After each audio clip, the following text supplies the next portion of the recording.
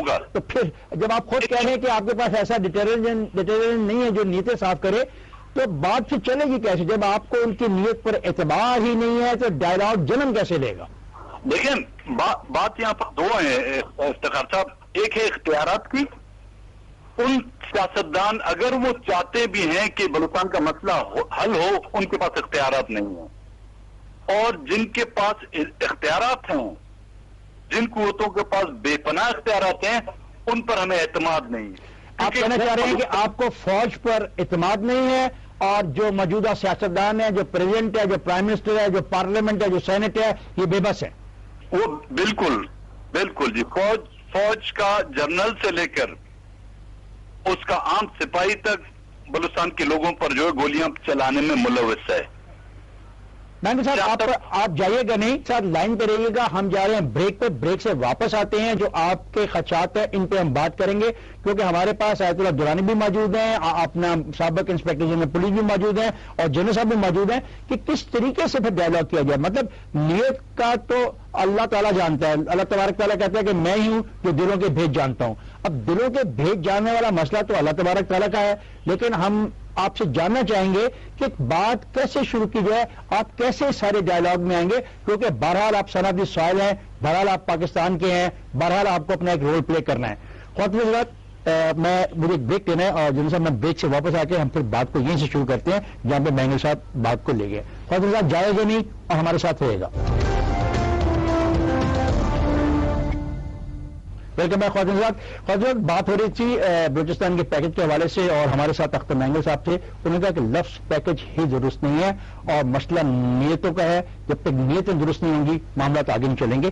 Lieutenant general retired Abdul Qadir Baloch, سابق governor Balochistan, آپ کیا کہیں گے؟ کیونکہ وہ کہہ رہے ہیں کہ اصل طاقت تو فوج ہے، اور فوج ڈیسیژن کرتی ہے. اگر فوج نہیں ڈیسیژن کرے گی یا ہاں کرے گی تو بات بنے گی. آپ اتفاق کرتے ہیں؟ آپ اور اختر مینگل صاحب ایک پوائنٹ کے اوپر الجھ رہے تھے کہ اگر فوج چلی گئی تو اس کے جگہ پر ایف سی آئی ہے تو پھر کیا کیا جائے.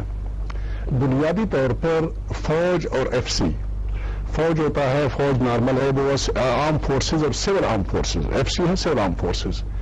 ان دونوں کی ضرورت سول انتظامیہ کو چلانے کے لیے دونوں کی ضرورت نہیں ہوتی ہے جب تک سول ایڈمنسٹریشن اس کے لیے ریکوزیشن مرکزی حکومت سے نہ کرے، ان کو بلایا نہ جائے.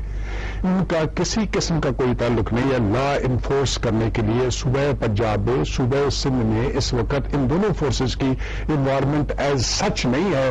سوائے کراچی میں رینجرز کو انہوں نے اسپیشل بلایا ہے اس مقصد کے لیے. تو اس وقت مسئلہ بنیادی طور پر یہ ہے، بلوچستان کے لوگوں کی شکایتیں کہاں سے شروع ہوئی؟ شکایتوں کی ابتدا ہوئی ڈاکٹر شازیہ خالد کے کیس سے مارچ 2005 میں، کہ اس وقت ایف سی کو استعمال کیا گیا. 60 بگٹی لوگ مرے، جس میں عورتیں، بچے، ہندو وغیرہ سارے تھے. اور اس کے بعد ڈسٹرسٹ شروع ہو گیا. شروع ہونے کے بعد پھر بعد میں کولی میں پریزیڈنٹ صاحب کے اوپر جو راکٹ فائر کیے گئے، راکٹ 100 میل دور فائر کیے گئے، اور ملٹری آپریشن شروع ہوا ڈیرہ بگٹی میں. ڈیرہ بگٹی میں نواب اکبر خان مارے گئے، اور مارنے کے بعد پھر مسئلہ یہ شروع ہو گیا وہاں سے، اور آزادی کی باتیں ہوئی اور بہت کچھ ہوا. اس سے پہلے تاریخی ایک حقیقت ہے کہ نواب خیر بخش خان مری، جو اس وقت ایکسٹریم میں ہے، یا ان کے بیٹے جو ایکسٹریم میں ہیں، ان کا ایک بیٹا بالاچ مری بلوچستان اسمبلی کا ممبر تھا. اس نے پاکستان سے اوتھ آف ایلیجنس لیا تھا، حلف لیا تھا پاکستان سے وفاداری کا، اور انہوں نے کبھی بھی آزادی کی کسی نے بات نہیں کی. اور جس وقت نواب اکبر خان بگٹی کا مرڈر ہوا، شہادت ہوئی، اس وقت یہی موجودہ آئی جی ایف سی، یہ وہاں پر D I G F C تھے، اور یہی D I G F C آج آئی جی ایف سی ہے. اور وہ اگر اس کارروائی کے اندر شامل تھے اور وہ کارروائی اسی طرح سے جاری ہے، تو اس کا مقصد ہے کہ کسی قسم کی کوئی چینج اب تک نہیں آئی ہے. جہاں تک ملٹری کے آرم فورسز کے ایٹیچیوڈ کا تعلق ہے، وہ اسی طرح سے جاری ہے.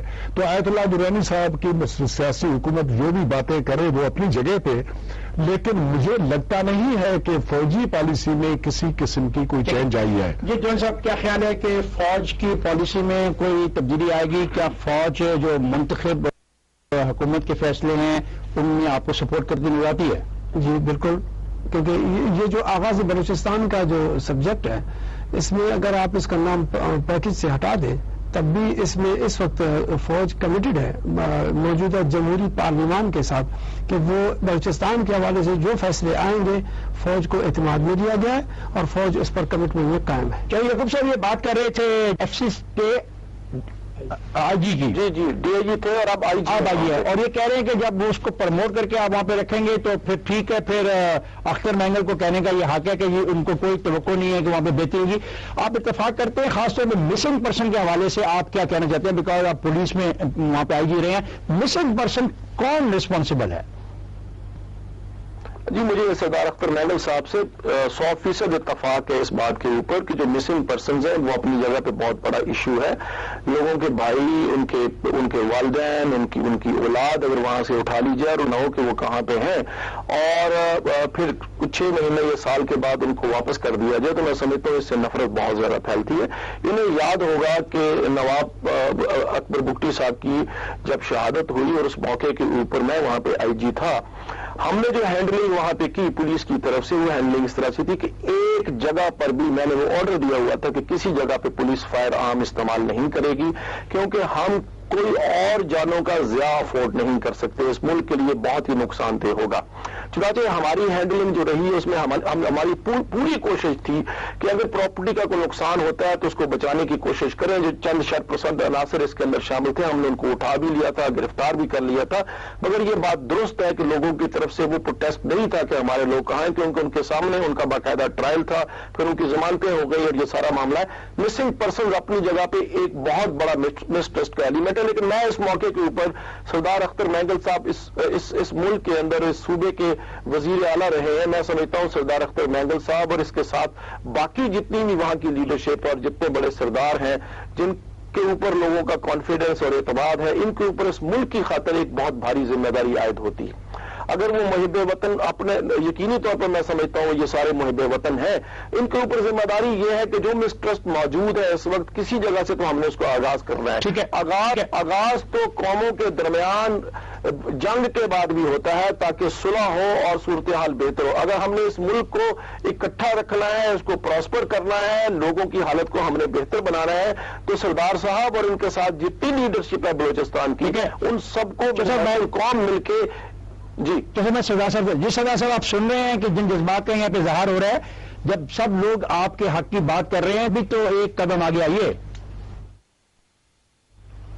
صاحب ہم تو اتنے قدم آگے آ چکے ہیں، اب ہمارے قدم ہی تھک چکے ہیں. نہیں آپ کے قدم نہیں تھک سکتے. آپ پاکستان میں الیکشن آپ نے لڑا، آپ اس صوبے کے چیف منسٹر رہے، آپ نے وہاں پہ عوام کی خدمت کرنے کی کوشش کی. کوتاہیاں ضرور ہیں، جس طرح چودھری محمد یعقوب کہہ رہے ہیں کہ کوتاہیاں ہیں اور کوتاہیوں کو تسلیم کرنا چاہیے، لیکن بات تو ڈائلاگ سے چلے گی نا. آپ کے جو مطالبات ہیں، جو آپ کے ریزرویشن، آپ وہ کھل کے میڈیا کے ذریعے ان کی نشاندہی کر کے بتائیں کہ 1 2 3 4 5 6 7 8 9 یہ دیز آر دا 10 پوائنٹس جس پہ ڈائلاگ ہو سکتا ہے. لیکن with in the frame work of 1973 constitution کیا یہ ممکن ہوگا آپ کے لیے؟ دیکھیں سب سے پہلی بات یہ ہے کہ ایک کمیٹی بنائی گئی تھی جنرل مشرف کے دور میں. جنرل مشرف جب برسر اقتدار آئے اس نے 7 پوائنٹ کا ایک ایجنڈا دیا تھا جس میں 5 سیل ڈس آرمنٹ بھی شامل تھی، اور پھر ایک کمیٹی بنائی گئی جو بلوچستان کے ایشوز پر تمام پولیٹیکل پارٹیاں جن کا وہاں پہ کچھ سے تھا وہ اس میں شامل ہوئی. انہوں نے اپنی تجاویزیں دی. مشاہد حسین کی کمیٹی، اس کے بعد وسیم سجاد کی کمیٹی بنی. ان کمیٹیوں میں سب سے جو اہم نقطہ رکھا گیا تھا، جو ٹاپ آف دی لسٹ تھا، جنرل قادر بیٹھے ہوئے ہیں، اس میں یہ تھا کہ جب تک کہ مکمل فوجی آپریشن بند نہیں کیا جاتا ہم ان ڈائلاگوں کو آگے نہیں بڑھا سکیں گے. اور یہ وہ وجہ تھی جس کی وجہ سے تمام وہ پولیٹیکل پارٹیاں، نواب اکبر بگٹی کی پارٹی، ہماری پارٹی، باقی کانفرنس پارٹیوں نے ان کمیٹیوں کا بائیکاٹ کیا، کیونکہ آپریشن اسٹاپ ہی نہیں آ رہا تھا. اس میں کمی آنے کے بجائے اس میں اضافہ ہوتا جا رہا تھا. اور اب بھی ہلو، اختر مینگل صاحب سے ہمارا رابطہ منقطع ہو گیا، لیکن